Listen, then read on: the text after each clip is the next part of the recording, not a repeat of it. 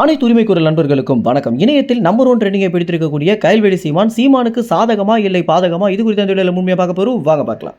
நாம் தமிழ் கட்சியை பொறுத்த வரைக்கும் கட்சியில் இருக்கக்கூடிய ஒவ்வொருவருமே சீமானை எந்த அளவுக்கு விரும்புறாங்களோ அதே மாதிரி கயல்வெளி சீமானையும் விரும்புறாங்க அப்படின்னே சொல்லலாம். அவங்க எல்லோருமே கயல்வெளி சீமான ஒரு அண்ணி அப்படின்னு செல்லமாகவே அழைச்சிட்டு வந்துட்டு இருக்காங்க. அதுக்கு ஏற்ற மாதிரியே கயல்வெளி சீமானும் பார்த்தீங்கன்னா வெறும் அரசியல் அப்படி இல்லாமல் கட்சியில் இருக்கக்கூடிய நிர்வாகிகள் ஒவ்வொருத்தரையுமே தன்னுடைய சொந்தக்காரங்களாக நினைக்கிறதும் சொந்த உடன்பிறப்புகளாக பார்க்கறதும் தான் நிர்வாகிகள் மத்தியில் கயல்வெளி சீமானுக்கு ஒரு பெரிய மரியாதையை உண்டு பண்ணியிருக்கு அப்படின்னு சொல்லலாம். இதனுடைய விளைவாக தற்போது திருப்போரூரில் பார்த்தீங்கன்னா ஒரு அலுவலகத்தை கயல்வெளி சீமான் திறந்து வச்சிருக்காங்க. இதற்கு முதன்மையான காரணமே அந்த அலுவலகத்தை திறக்க வச்ச நிர்வாகி சீமானுக்கும் கயல்வெளி சீமானுக்கும் ரொம்ப நெருக்கமானவர் அப்படின்ற காரணத்தினாலையும் அந்த குடும்பமே கயல்வெளி சீமானுக்கு ரொம்பவே நெருக்கமாக இருக்கவங்க அப்படின்ற காரணத்தினால அண்ணன் நிறைய இடத்த திறந்து வச்சிருக்காரு. அன்னைக்கு கயல்வெளியை வச்சு இந்த அலுவலகத்தை திறக்கலாம் அப்படின்னு முடிவு எடுத்திருக்காங்க. ஆனால் இந்த விஷயம் முழுக்க அரசியலாக மாறும் அப்படின்னு யாருமே எதிர்பார்த்திருக்க மாட்டாங்க.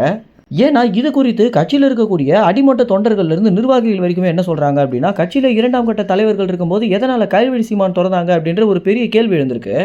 ஒரு கட்சி அப்படின்னு எடுத்துட்டா அந்த கட்சியில் நிறைய பேர் பார்த்தீங்கன்னா ஒரே மாதிரி இருக்க மாட்டாங்க அப்படின்னு சொல்லலாம். ஆனால் இதற்கு ரொம்பவே மாற்றாக இருக்கிறது தான் நாம் தமிழ் கட்சி. கட்சியில் இருக்கக்கூடிய அனைவருமே ஒரே சிந்தனையில் இருக்கிறது தான் நாம் தமிழ் கட்சியுடைய மிகப்பெரிய பலமாகவே பார்க்கப்பட்டுச்சு.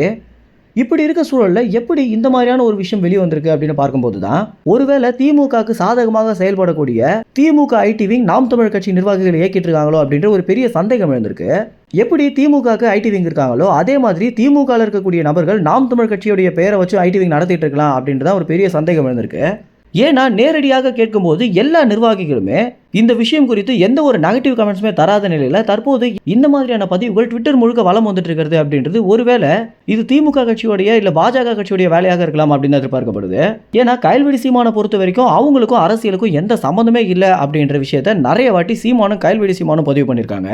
இப்படி இருக்கும்போது இந்த ஒரு விஷயம் இந்த அளவுக்கு பெரிய விஷயமாக மாறினதற்கு முதல் முக்கிய காரணமாக ஏதோ ஒரு தரப்பில் இருக்கக்கூடிய ஐடி விங்காக தான் இருக்கும் அப்படின்னு தான் எல்லோருக்குமே வரக்கூடிய சந்தேகமாக இருக்கு.